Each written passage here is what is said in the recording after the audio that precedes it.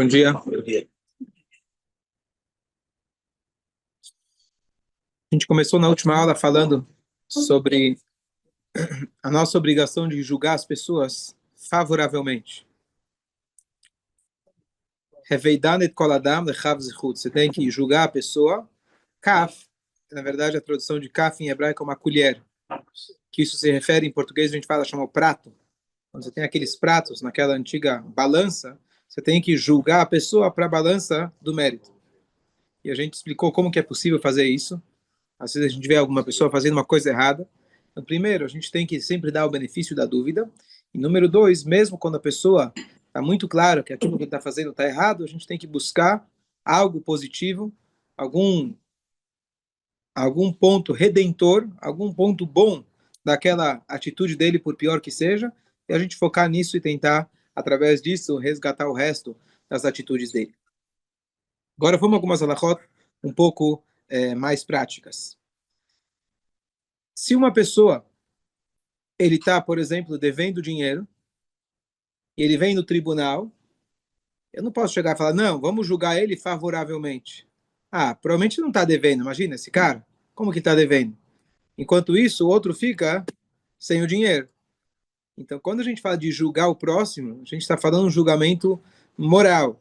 Não quando a gente está realmente num tribunal, porque quando você está num tribunal, porque a volta ele diz para a gente, você tem que enxergar as duas partes como rechaim, perversos. Às vezes você fala, bom, mas esse cara eu já conheço, eu já presumo quem é. Só de olhar na cara dele eu já sei quem tem razão. Você não serve para julgar esse caso. O melhor juiz é aquele que não conhece nenhum dos dois. Mas se é que você conhece um dos dois, se é que você conhece um dos dois, você tem que olhar para os dois como rechaim, perversos. Por que perverso? Porque você não pensa, bom, talvez ele errou, talvez não. Perverso porque o ser humano ele é capaz de argumentar de várias formas para proteger o seu ego, para proteger o seu dinheiro, por melhor pessoa que ele seja. Então, o que acontece? Se você olhar para ele como urachá, como perverso, você vai cavar, cavar, cavar, tentar olhar nas entrelinhas daquilo que ele está falando para ver se não tem alguma coisa que ele não está querendo manipular a verdade. E assim você vai conseguir chegar no verdadeiro julgamento. Se você já olhar para um e falar, bom, esse eu vou olhar escrupulosamente, mas o outro, esse eu confio. O que ele falar, eu confio. Você não é um bom juiz. Você tem que ser capaz de olhar como os dois são perversos, no sentido de você suspeitar que todos estão tentando proteger o seu patrimônio, o seu ego e assim por diante. Depois que eles saem do tribunal, diz o Pirkei Avot, aí você tem que olhar para ambos como tzadikim, como justos. Por quê? Ah, afinal ficou claro que um é o ladrão, mas se ele aceitou o julgamento, aceitou o veredito, ele foi lá e fez aquilo que o tribunal mandou, então você tem que olhar para ele como tzadik. Amanhã depois você vai olhar para ele na rua e vai falar, não, esse aqui é o cara, esse aí eu já conheço. Não, ele aceitou o veredito, ele foi lá e cumpriu a sentença, então você olha para ele como tzadik. Essa é a maneira da gente julgar, quando a gente fala um julgamento, literalmente, não um julgamento simplesmente de você olhar para o outro, mas você está julgando, essa é a forma mais adequada de você julgar uma pessoa. Dúvidas? Então, quando você não está na posição de juiz, literalmente, você tem que julgar favoravelmente. Se você está na posição de juiz, você tem que olhar para ambos e tentar enxergar qual dos dois que realmente está mentindo, independente da história de vida dele, independente de tudo aquilo que ele fez. Porque o ser humano ele é muito rápido para proteger o seu ego, o seu patrimônio, aquilo que é dele. Ele é muito bom de manipular. A mentira para a gente funciona como um mecanismo de defesa. Né? Por que uma criança mente? Você fez ou não fez? Não fiz. E você olha na cara da criança, você sabe o que foi. Por quê? Porque é um mecanismo que a Hashem colocou para a gente, porque ele não quer receber a consequência daquilo que ele fez, está com medo, então o que ele faz? Ele mente. O ser humano cresce, se ele não se desenvolve, ele continua com o mesmo mecanismo automático de, de tentar se preservar, achando que é isso que vai proteger ele. Fala. E por último, tem uma frase do Pirkei Avot que fala: Alta dinet havercha ach dagelim komo. Não julgue o seu amigo até que você se coloque, até que você chegue no lugar dele. Então, são duas frases diferentes. Uma é julgue favoravelmente. A outra, não julgue o outro até que você esteja no seu lugar. O que significa isso? A princípio, ninguém te botou como juiz para tentar agora, não, eu vou olhar para ele com um olhar positivo. Vou fazer um favor de olhar para ele. Alguém pediu para você julgar o que o outro está fazendo? É da tua conta o que o outro está fazendo? É da tua conta? Se você viu alguma coisa errada, vai lá, conversa com ele, tenta mudar e esclarece as coisas. Mas se você está no teu canto, só olhando o que o outro está fazendo, e você fica como juiz, pensando, eu e Deus, ó, estamos aqui, a gente está julgando o mundo inteiro, está todo mundo fazendo errado, eu sou o único certo. Ninguém pediu, você não está nessa posição de juiz. Então, por isso, aqui tem uma outra frase. Se você vai julgar por algum motivo, então julga favoravelmente. Se você não está na posição de sequer de julgar, não julga. Até que você esteja no lugar dele. Estar no lugar do outro é impossível. Você não tem como estar literalmente no lugar do outro. Você não tem a história dele, você não tem a personalidade dele, você não passou por aquilo que ele passou, então você não pode julgar. Ninguém pediu para você julgar. Se você vai julgar por algum motivo, então julga favoravelmente. Mas o ideal não é para você julgar. Se você vê uma coisa que está errada, nós, Yodim, temos uma outra mitzvah que chama advertir o próximo. Eu não posso dizer, bom, o outro faz errado, não estou nem aí, não sou eu que tenho que julgar. Não, não é isso que a gente está dizendo. Se você vê uma coisa, vai lá e resolve. Vai lá, adverte, fala, conversa. Mas às vezes isso não é possível, às vezes não cabe a você e etc. Então, para de julgar o outro, ninguém pediu para você ser o juiz. Perfeito. Então, o cérebro humano, ele funciona por método de comparação. É a única maneira que a gente consegue pensar. Tudo é relativo. Você consegue pensar o que é grande. Bom, eu conheci o pequeno, agora eu sei o que é grande. O que é muito, é o contrário do pouco. É a maneira que a Hashem colocou o nosso cérebro para funcionar. Como que você vai julgar o que é certo, o que é errado? Um sempre precisa estar em parâmetro, em comparação com o outro. O que é mais certo, o que é menos certo, o que é verdade, o que é mentira, o que é luz, o que é escuridão. Assim funciona o nosso cérebro, que ele é binário, usando apenas a analogia. Então, o que acontece? A gente sempre vai julgar. O que a Torá está te dizendo é, você pode enxergar o bem e o mal de maneira objetiva. Não passa isso para o subjetivo. Porque o que mais acontece é, quando a pessoa começa a aprender o certo e o errado, ele começa a corrigir o próximo. Então, o cara que entrou na dieta, de repente está todo mundo comendo errado. O cara começou a fazer exercício, ele começa a olhar para todo mundo como preguiçoso. O cara que virou religioso, ele agora julga todo mundo por fazer errado. Ele vai na aula, no shiur, o rabino falou que no casamento tem que fazer A, B, C, ele já na cabeça já está julgando tudo que a esposa faz errado. A esposa vai no shiur, chega em casa falando tudo que o marido faz errado. Então a gente projeta tudo isso para o outro e a gente esquece que nós temos que cuidar de nós mesmos em primeiro lugar. Então é isso que a Torá está ensinando para a gente. É verdade que funciona assim, a gente funciona comparando o bem e o mal. Mas a gente tem a Torá que conta para a gente o que o Bilam fez de errado. Você não precisa virar para o teu vizinho, Yehudi, e falar, eu preciso dele para mostrar para mim o que está errado. Então, é muito difícil. Se você foi treinado, especialmente, você estuda a Torá e o tempo todo a Torá está dizendo o que pode, o que não pode, o que pode, o que não pode, você vai naturalmente querer enxergar o mundo dessa maneira. Diz a Torá, não. Tudo isso é em relação a você mesmo. Em relação ao próximo, você tem a obrigação de enxergar positivamente. É muito difícil.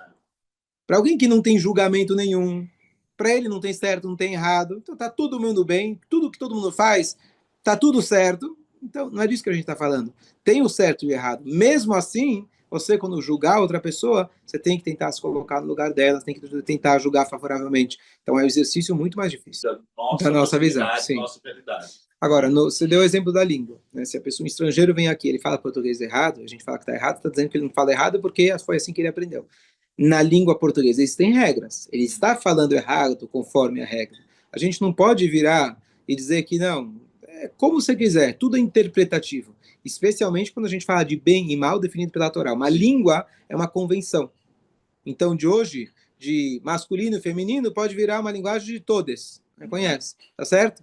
Não tem nada absolutamente proibindo você mudar a língua portuguesa.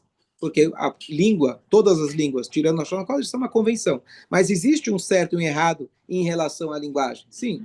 Então, o Word vai te colocar lá embaixo, sublinhar aquela palavra de vermelho, dizendo que você escreveu errado. Então, existe o certo e o errado.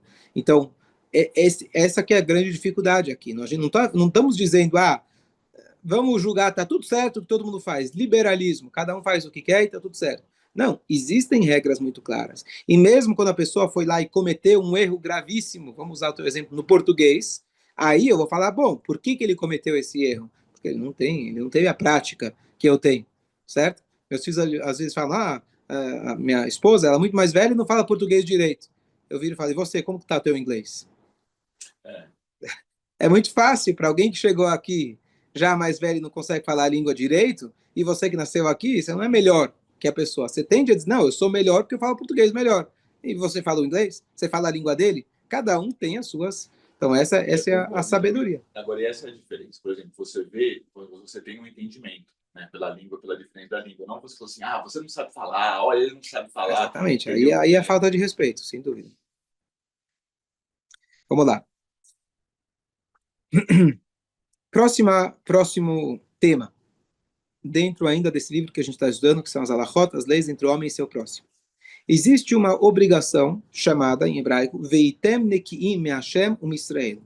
Estejam limpos perante Hashem e perante o povo.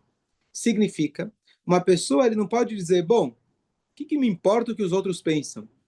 Eu vou fazer o que Hashem quer e está acabado. Então existe, por exemplo, uma situação, alguém foi lá e roubou um objeto teu. E você quer lá pegar de volta. Enquanto ele está na tua frente, você pode lutar e vai lá pegar de volta. Toma cuidado, não reagir se o cara está armado. Mas vamos supor, você vai lá e você pega de volta. Você pode lutar por aquilo que é teu. Diz a Halakha, se aquilo está na casa dele guardado, você vai dizer, bom, eu vi que a janela está aberta. Eu vi que ele saiu de casa e não deixou a porta trancada. Sabe o que eu vou fazer? Pegar de volta aquilo que é meu. É justo? É honesto você pegar de volta aquilo que é teu? Não estamos falando de uma coisa que é duvidosa, talvez era teu. Você é 100% era teu, não tem dúvida nenhuma. Você pode entrar na casa do outro e pegar, sim ou não? Depende do ponto de vista. Esse depende do ponto de vista, ultimamente ficou muito perigoso esse tipo de coisa. Se falar se é genocídio, depende do ponto de vista. Não depende do ponto de vista. Existem leis claras e coisas que são muito objetivas. Então a Torá fala para a gente, sabe o que você faz? Não entre na casa dele. Shema tirae alecha kiganav. Talvez você vai parecer um ladrão. Você entrar na casa do outro sem pedir permissão, apesar de que você está pegando de volta aquilo que é teu, não é nem roubado o ladrão. Você está pegando de volta aquilo que é teu. Diz Agmará, você tem que fazer o seguinte: pega ele, quebra os dentes dele. Vocês vão gostar dessa? Alguns aí vão gostar. E aí você pega de volta o teu negócio. Qual que é a ideia? Quebra os dentes dele. Faça isso de uma maneira exposta. Não vai lá na casa dele, né, sorrateiramente para pegar aquilo que é teu. Por quê? Porque você vai parecer um ladrão. Que me importa? É meu. Você não falou que é meu? Você não falou que eu posso quebrar o dente dele? E pegar aquilo que é meu? Sim, mas existe uma regra que a gente tem que tomar cuidado, que as nossas atitudes, por mais corretas que estejam, que não pareçam ser que nós estamos agindo errado. Alguém que não sabe da história vai ver que você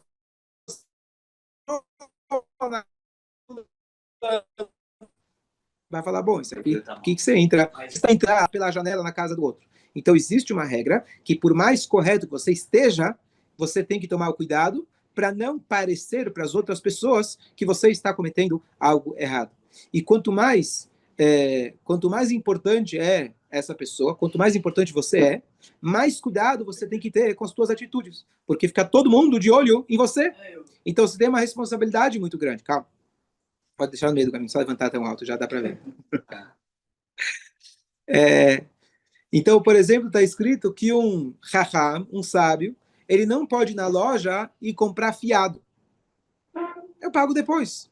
Deixa aí meu nome anotado. Todo mundo faz isso. Mas um sábio não pode. Por quê? Alguém vai ver que ele saiu da loja sem pagar. Ele não vai falar, ele deixou igual todo mundo deixou na conta. Ele levou embora. Por quê? Ele levou vantagem por ele ter uma posição de importância. Então ele vai na loja, ele sabe que o dono não vai cobrar dele. Então ele foi lá, se aproveitou da posição dele. Não.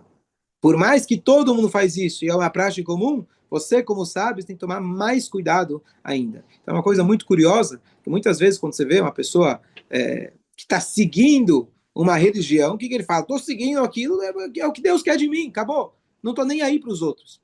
Sim, a primeira alahá do Shulchan Aruch fala que você tem que fazer o que Hashem quer, e não está nem aí para que se alguém goza de você, se alguém ri de você.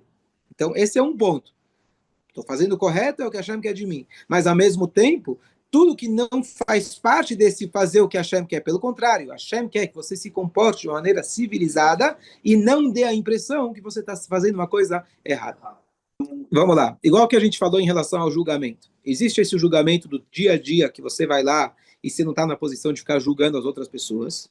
Agora, quando você está no tribunal, em termos muito práticos, você tem que olhar escrupulosamente o que está acontecendo. A mesma coisa quando a gente fala de suspeitar de alguém. Se você está numa posição de líder, de juiz, de rabino, e você vai lá e está vendo que uma pessoa está fazendo alguma coisa que está levantando uma suspeita, você tem que ir lá. Você tem que ir lá e cuidar do caso. Peraí, por que ele está se comportando desse jeito? Será que tem alguma coisa errada? Você não pode ser. A Torá não está falando para você ser trouxa. A Torá não está falando para você ser cego às situações. A Torá está falando quando você não está nessa posição de tomar atitudes, você sempre vai ter que dar o benefício da dúvida. Quando você está se comportando você mesmo, você tem que tomar cuidado para que aquilo não pareça algo errado. Agora, se você está na posição de liderança soberana e você tem que cuidar da comunidade, cuidar das outras pessoas, aí você tem que ir lá e, peraí, por que esse cara está fazendo isso? Por que parece que ele, por que será que ele entrou na casa do outro? Por que está se comportando dessa forma? Você tem que ir atrás e estar esperto aos pequenos detalhes. Mas a maioria de nós não está nessa posição. E a gente fica achando que eu estou na posição de Deus. Eu estou na posição de advogado de Deus, de juiz de Deus. E eu estou lá julgando o mundo inteiro porque, diz o Baal Shem Tov, já que eu não consigo enxergar os meus próprios erros, eu projeto isso nos outros. Então, quando você olha no outro, você tem que parar e voltar e olhar para dentro de você mesmo. Dúvidas? Ok. As mitzvot, muitas mitzvot da Torá, elas são circunstanciais. Por exemplo, uma das 613 mitzvot é dar o divórcio. Bom, Baruch Hashem não dei. A mitzvah eu dar? Chegar em casa e falar, tem uma mitzvah da Torá que essa eu não cumpri. Obviamente que não. A mitzvah é, se a pessoa vai se afastar da sua esposa, então que ele faça isso no modo que a Torá colocou, dando o divórcio. Então é uma mitzvah circunstancial. Então, várias mitzvot, algumas delas, pelo menos, você não tem que ir atrás e tentar cumprir essa mitzvah. Essa mitzvah é por uma determinada circunstância. A Torá fala, por exemplo, quando você encontrou, a gente deu o exemplo da outra vez, o burro do teu inimigo, que ele está lá caído, porque estava muito pesado, você tem a mitzvah de ajudar. Essa mitzvah não tem como eu programar. Eu vou procurar o burro do meu... É uma mitzvah que acontece. Se acontecer essa situação, eu tenho lá a mitzvah de ajudar ele. Se eu estou no meio do caminho e eu vi um passarinho, lá um ninho de passarinho, e aí a mãe está sobre eles, a Torá fala que, cara, quando acontecer. Inclusive tem uma discussão se vale ou não, porque existe um tipo de trabalho que acontece, eu já ouvi falar em Israel, por exemplo, que o cara fica procurando ninhos de passarinho. Quando ele acha, ele chama você, te cobra pelo serviço, e aí você vai lá, expulsa a mãe, pega os filhotes, fez a mitzvah para garantir vida longa. A pergunta é se isso vale, porque a Torá fala, quando acontecer não é que você contratou alguém para fazer acontecer. Então, muitas mitzvot da Torá são circunstanciais. Algumas mitzvot da Torá são aquelas que você tem que ir atrás e fazer. Então você vai dizer, bom, se acontecer que eu fiz bar mitzvah e me deu um tefilim de presente, eu vou colocar. Não, você tem que ir atrás. Então, tem uma mitzvah, um passuk que a Torá fala para gente em relação à paz. Bake shalom verot feu. Você tem que buscar a paz e perseguir ela. Então não é se eu ver duas pessoas brigando, aí eu vou resolver. Bake shalom significa que você tem que procurar. Você vai atrás para tentar promover a paz. A paz é alguma coisa difícil de se conseguir. Você precisa correr atrás dela, porque senão ela foge, certo?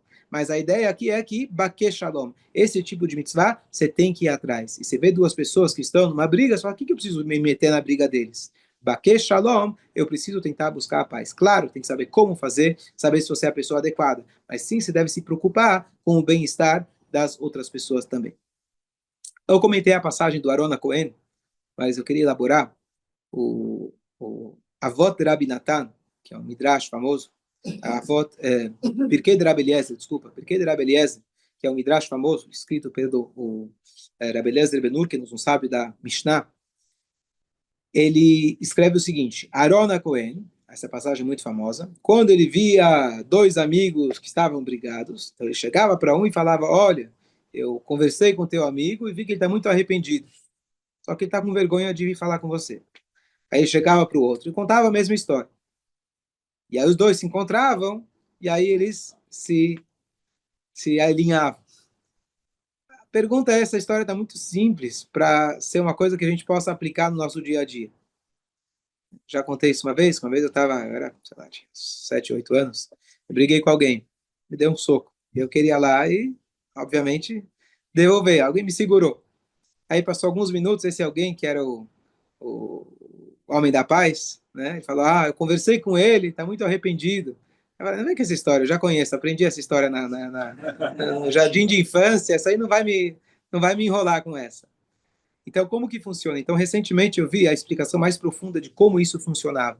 É claro que o Midrash está trazendo um cenário, uma possível maneira que o Aaron ele usava, mas tem um conceito muito importante que dele a gente pode aprender, a gente pode aplicar.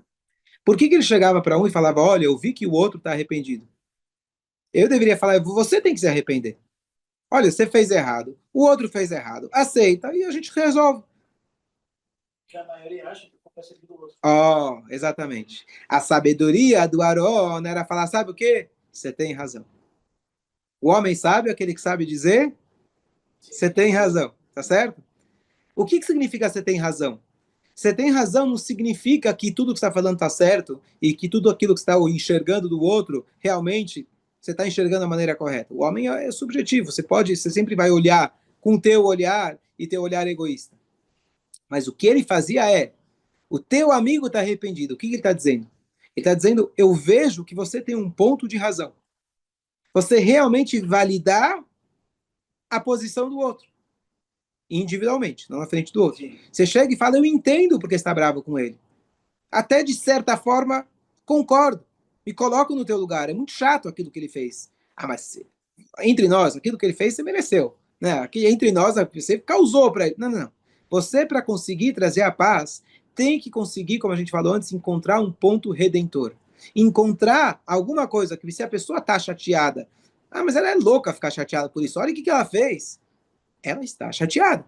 O ego dela foi machucado.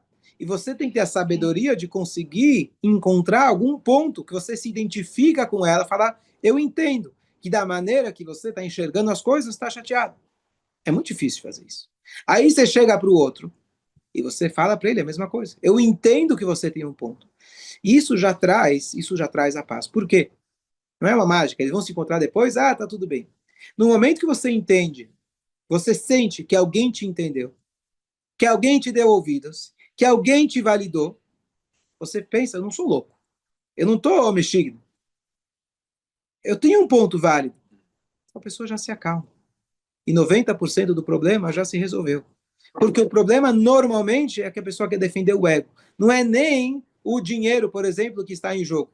Claro que você quer o dinheiro de volta, e se for o caso, você vai precisar levar no tribunal, e ele vai olhar para os dois como Rechaim, etc.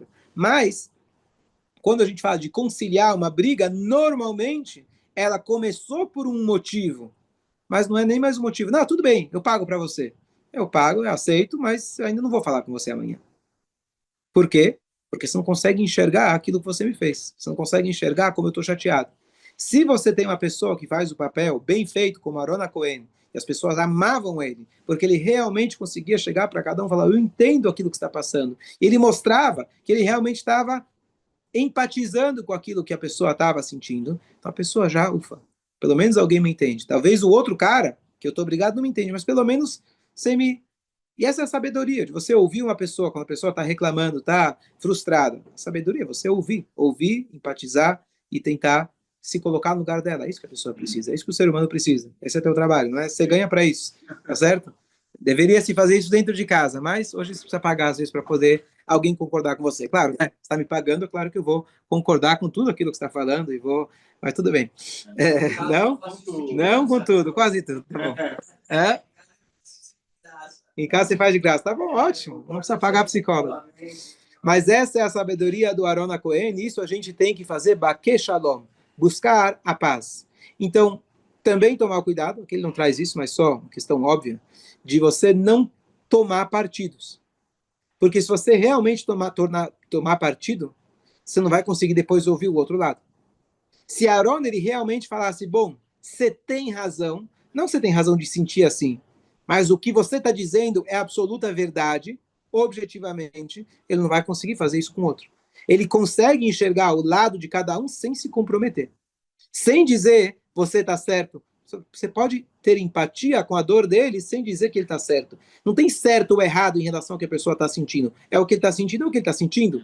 Agora, o que vamos fazer em termos práticos? A gente vai precisar julgar objetivamente. Mas o que ele fazia era se colocar no lugar do outro, sem tomar partido. Porque o mais comum é, quando você vai tentar resolver uma briga, você vai piorar as coisas, e você vai tomar partidos, aí você toma partido de um, partido do outro, e aí você entra na briga junto. Então a sabedoria é entrar sem se molhar, digamos assim.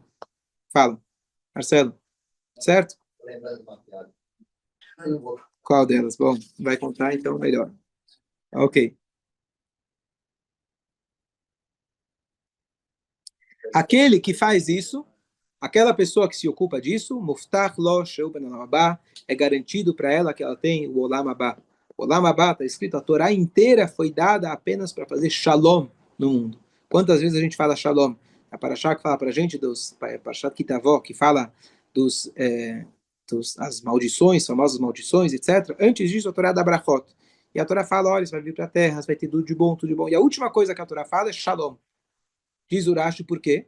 Que a pessoa pode ter tudo. Se ela não tem paz, todas aquelas brachot que ela tem, ela não consegue desfrutar, não dá sossego para ela. Então, shalom é tudo. Se a pessoa consegue promover o shalom, é por isso que a Torá fala que homens e mulheres, todo mundo chorou quando Aaron faleceu, mais do que quando Moshe, porque ele tinha essa capacidade de se colocar no lugar do outro. E se a gente lê isso na Torá, se a gente estuda isso, significa que a gente também pode, de alguma maneira, fazer isso. Isso traz para a gente uma vida tranquila, que a Hashem traga shalom para todos, se Deus quiser. A Torá termina com shalom? Não, nessa frase, quando a Torá não a Torá inteira termina com shalom, mas a frase, quando está falando sobre as brachot da pessoa, o último tema é shalom. Tá? O Talmud inteiro, os 60 livros do Talmud, ele termina com a frase e toda a Torá foi dada para promover paz no mundo. O Talmud termina com essa frase, sim.